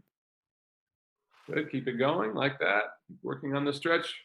Trying to get a little more. In his case, it's always just getting that engine to turn on and keep running here for a bit. He always has that little bit of reluctance when we first start off, whether it's on the lunge line or otherwise. Always takes him a minute to sort of get in the zone, so to speak. There, like that. That's coming nicely. Keep going.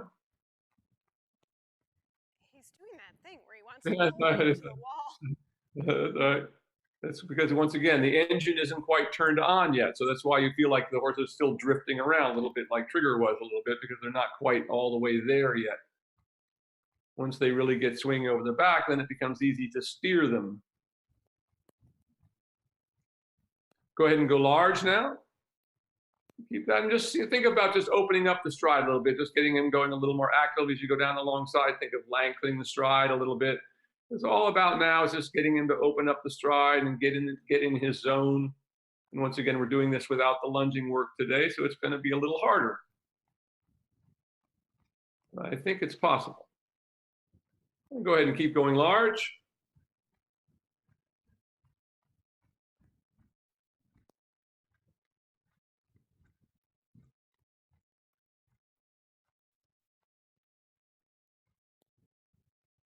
Try to turn after the center line a little bit, do a little bit of a leg yield to the right.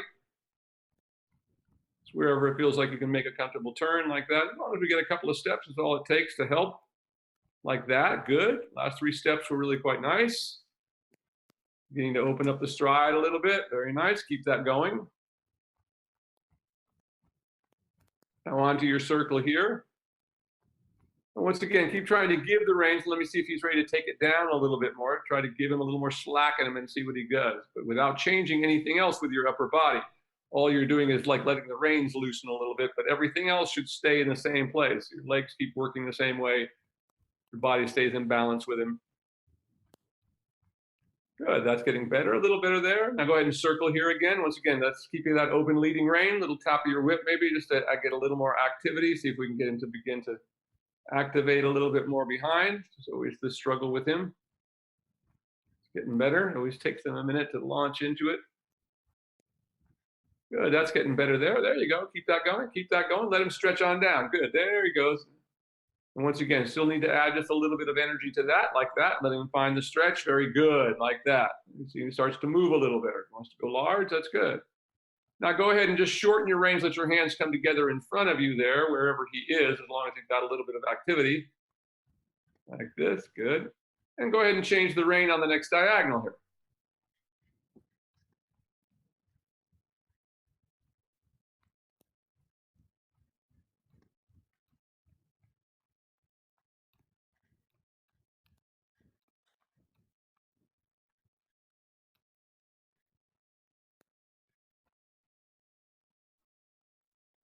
Good. Now, if he'll stretch on down for you, let's see if he will. Let's go ahead and give a little bit. Keep him going with your legs, but give a little rein there on the circle and see if he'll stretch down a little deeper.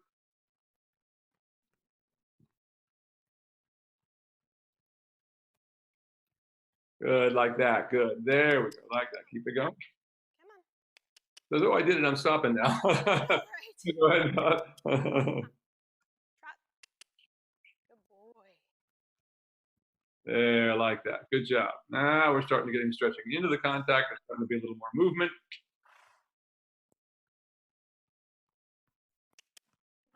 And go ahead and go large, asking him to open the stride down the next long side.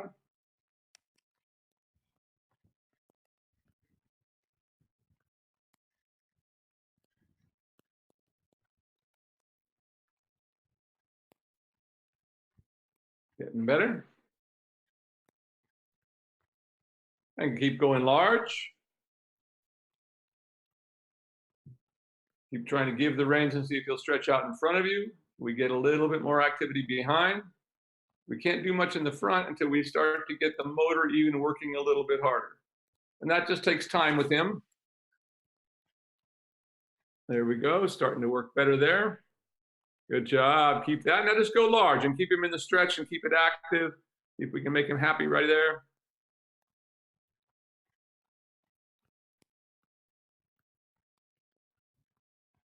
Keep it going, just right through the short end here. There, there, good. Now it's starting to look better.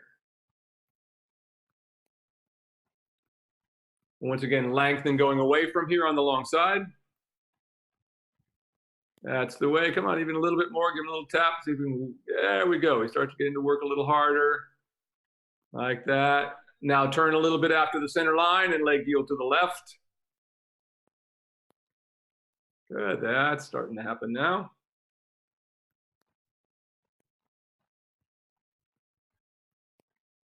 Good, like that. Good job. There we go. Actually started to open up the stride a little bit through that. That tells me we're doing the right thing.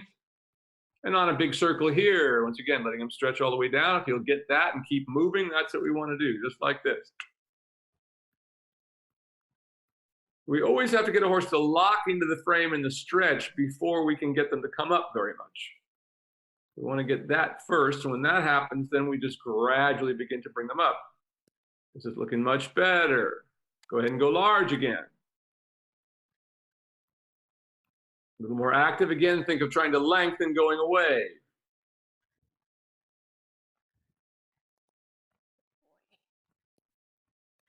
Good, like that. Really good now. And see how the stretch got deeper there. Now he's starting to go move over his back. That's nice there. Big circle there now. Just keeping him like that. Remember to keep yourself upright as he stretches down. We stretch up and back, if anything, but never go more forward. Now, I point out that some people have seen in the German handbook about stretching, they show people leaning forward, but they show them with very short stirrups. You can do that in a two-point position if your stirrups are short enough. But if you have most dressage length stirrup, wouldn't allow you to do that without losing your balance to the front. So if you don't have a short stirrup, you have to just stretch up and let the horse move underneath you without any change of your upper body. That's good there. Nice. Good. Now go down the next long side and just bring his pole up a little bit and just let it stabilize about midway. And once again, it's mostly thinking about activating him and just letting him come up into that hand contact like that. Now let your hands come together in front of you there a little more and just keep it going. Let your hands lower a little bit and just stay there in position for a moment. Ron, can you not do that right now? Ron. Whatever you're doing, stop, Ron. Go ahead and go large. Keep it going. You're doing good. There, like that. And now, once again, keeping him up a little more in this position, you're going to turn after the center line and leg heel to the left. It's coming together really nicely now. We're starting to see something that looks like a working trot.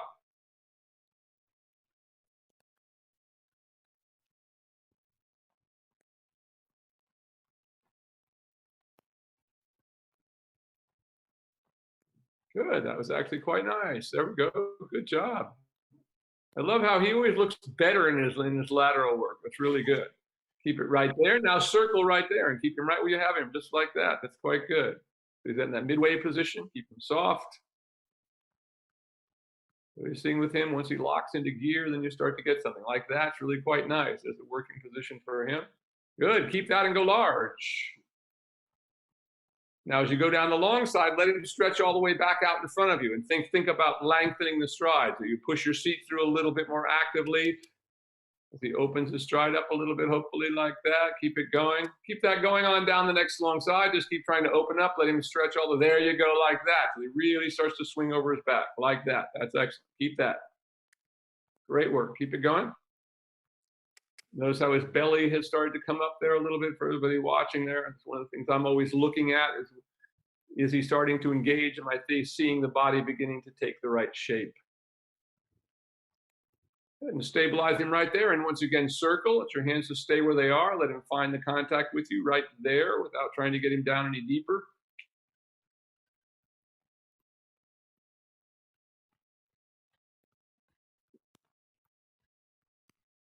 Very nice. That's starting to be a good working trot for him right there. Is really good. Keep that. Really nicely done. Keep that. Now keep that frame and go large and just keep him right where you have him there. Now coming back to me on the next long side, I want you to do a little bit of a shoulder 4.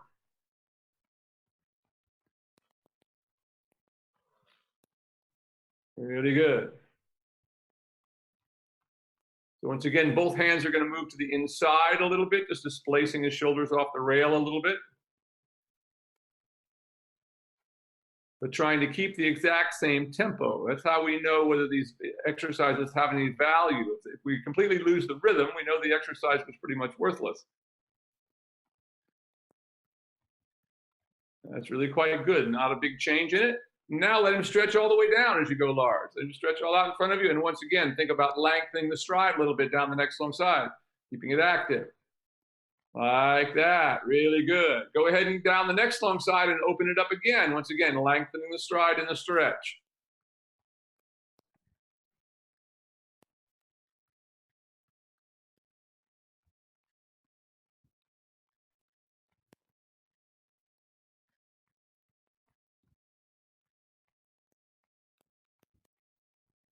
Really good. Like that. Very good job. Very good job. And go ahead and take the next diagonal and change the rein. And once you reach the other side, then you're going to begin to bring him up a little bit from the stretch. This is really good now.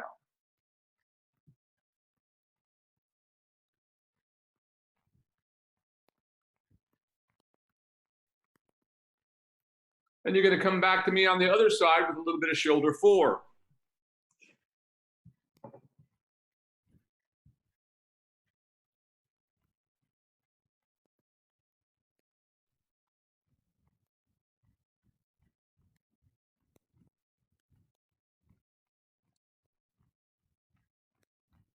Good. There you go. Let's keep going with that. Good, good. And softening them a little bit with your reins just by giving and taking a little bit. Now onto your circle here. And stretch him all the way down again.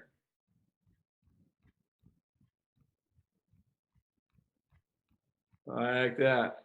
Making it a little more active again. A little tap of your whip just to get it a little more push off that inside hind leg.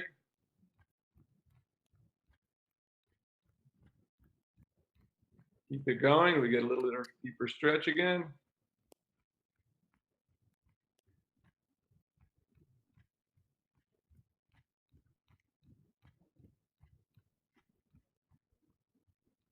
Keep it going. Almost there. There we go. Now he's starting to get there a little bit deeper yet. Little tap again needs a little more energy. There you go. Now we're starting to get there like that.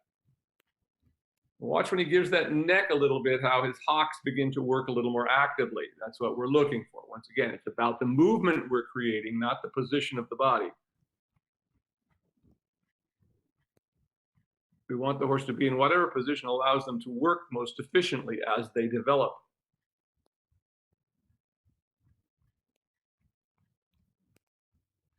Good, there you go. Keep working that. That's getting nice. Go ahead and go large again. Let him have a little more rein. Let him stretch all the way out. Let me see what he does. If he goes for it. As you go large, give him a little more rein, but make him a little more active. There you go. There it comes. That's like that. Good job. Keep going with that. Yeah, like that. Really good now. Like that.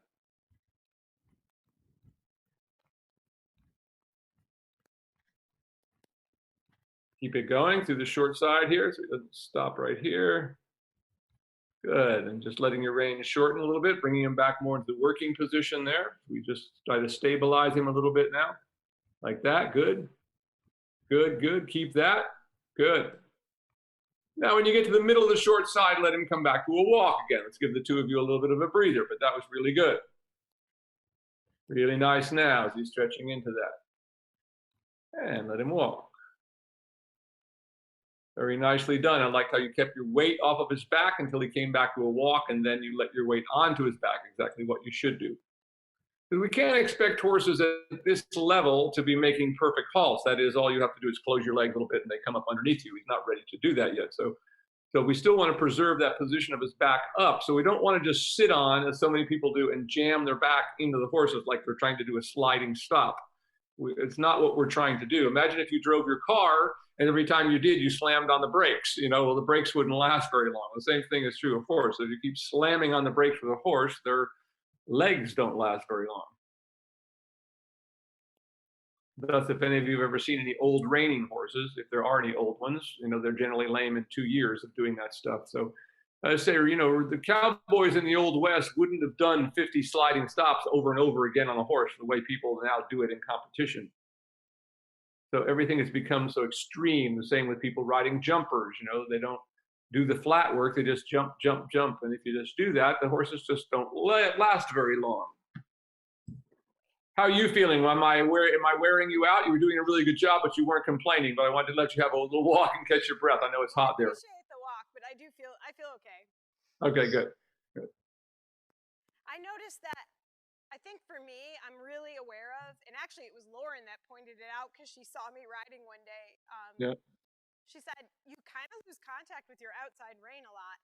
And she's absolutely right. I do. And I do it especially going left. And that seems to be the one I'm having the most problem getting him to listen to me. Yeah. Like when I'm asking to go back on a circle from a straight, I tend to have a problem with that. And I think it's because I lose that contact constantly. Yeah. And then she pointed out, it's true. Then I end up in this weird thing, where I always felt like there was a little bit more of a tug of war on the left rein, the inside rein, going left, but I don't have the same problem going right, it seems like. So I don't know. Well, are you right-handed? I am. Well, there you go. To learn to ride a horse requires, it's like learning to play the piano. I mean, you have to be ambidextrous. So, I mean, a lot of us, we go through our whole life using our right hands for everything if we're right-handed, and anything to the left is very difficult. So it's always that way. People, it's a whole new level of skill that you have to be as good with your left hand as your right hand. So, you think about all the things you do all day long with your right hand. If you're right-handed, you don't think about your left hand much, unless you're a piano player, right? Where you're doing something with that left hand at the same time. So it's always that way. And that's the point, as I say here, as you're learning how to ride here like this, the point is that you're learning how to stay in balance without holding on. And that in itself just takes time. I mean, no one just gets on the back of a horse and can suddenly balance perfectly on them, especially if the horse isn't over their backs, So it's a learning process for the two of you. And that's the thing we have to realize is, how do we learn to do that on a green horse? As you guys are trying to learn, and you're trying to learn how to ride. Now, if you had a horse, as I said, I'm all for people taking lunge lessons, for instance, if they're very short lunge lessons. But, if you don't have a horse that's, with 10 years of that's, in other words, really consistent on the lunge line, what do you think you're going to get? You're just, it's, you get what I'm saying is, you can only work on what the horse is capable of doing. And at this level, it's just simply learning to ride and getting out of the habit of thinking that we hold on all the time. Yeah. And that just takes time, like any other skill. But I like this walk you're getting right now. I know, the walk is nice now. Yeah, it's really good. Yeah. So now go ahead on the circle here, or just as you go large, just continue large and just begin to shorten your reins and just bring his pole up a bit and see if you can maintain that walk. While you do that, we begin to, as you bring him up, you may need to give little taps of your leg and whip in order to maintain that impulsion. Because as soon as he feels you touch the rein, he may want to slow down. So that thing of saying, oh no, we want to come up to here, but we want to keep the engine revving at the same tempo all the time. Like that.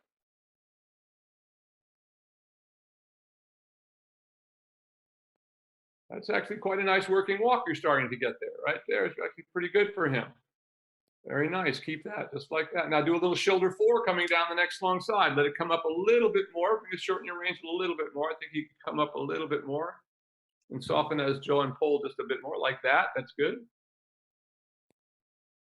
The riding is never as easy as just say, do this, hold yourself in this position. It doesn't work that way because it's dynamic movement. So we have to learn to be in balance while we do all of these things, which is why so many styles of riding have dumbed their way down. I mean, when you get down to things like saddlebreds and Tennessee walkers, that's the whole point, is there's no movement in the back of the horse. So you can sit like you're in an armchair. You don't have to deal with the movement in order to balance because there is no movement.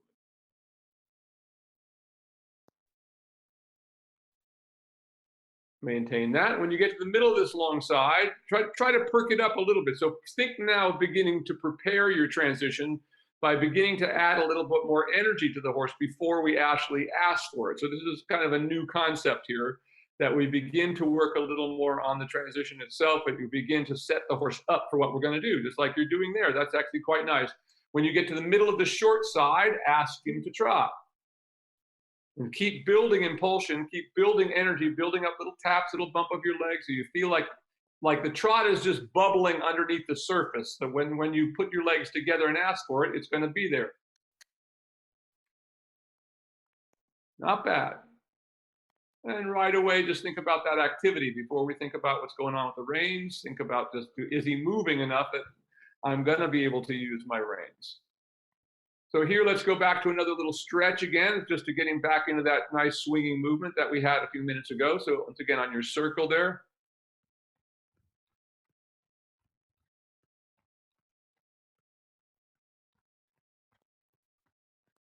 That's getting better. Go ahead, give him a little more rein. Just see, you're kind of coming forward a little bit, so be sure to keep your chest lifted there. It may take us a moment to get back to where we had. Go ahead and go large again, and once again, just keep trying to give the rein until he just opens up the stride again. So getting back to that feeling we had when we were just kind of opening him up, just to get that swing back. He comes back and walk and kind of thinks, oh, well, I'm kind of done. Everything kind of disappears. So now it's a matter of, no, we can come back and we can work a little bit more. Keep that going. You feel like you're running out of steam, or is he, or how are we doing? No, he is a little bit. But He is, okay. He's doing that. It's just weird. Like, it's like all of a sudden you just lose steering, and you know what I mean? Yeah, in other words, you lose that focus that you had in the swing. Yeah, exactly. So let's see if we can get it back again. And normally we've been stopping at that point. So now it's, so can we get back there again after taking a little break? So keep thinking about just opening the stride up, active, more than anything else, just trying to let go of the reins a little bit, just keeping him active enough that he stops, because we can't work with the front end until the back end is coming through consistently without any hesitation. If the horse is hesitating, then of course, if we take hold of the reins, he's going to hesitate even more. Let me see you just give more rein now as you just go large. There he goes. Now he's starting to get back into it like that. There we go. Now just keep that going for a moment. Keep that going, just like that. Just correct your rising diagonal. Let's skip to the opposite one. That's good.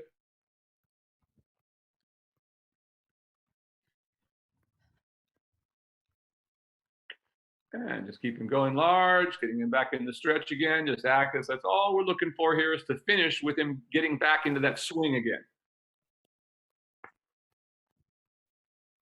Like that. There we go. Now we're starting to get there again. Once again, lengthening on the long side. There we go. It's getting better. Like that. There. Much better, much better, much better. Now go ahead and let him walk now. That's a good place right there. Very nice. And just ease him back to a walk. And then you can go to the center and you may dismount. That was really a good ride. Yeah, I felt it, actually. Although, it's funny, because this is the problem I have, is that even when I'm riding on my own, even after lunging, it always takes me a while to get them into that focus zone. Yeah, I think that's just, the type of horse that he is. When, a rather cold-blooded, my focus just lost you there. I know what happened with the cameras there, but yeah, you just kind of became a blur there, but that's okay. But, once again, you see that, and just that's why, coming back to it here and just making him do it one more time, now, instead of just going, okay, we're done. I mean, up to now, it's like, okay, you're being good. Well, we're going to stop here. Now it's time to maybe add in a little bit. But once again, I'm not suggesting that you stop the lunging and stuff.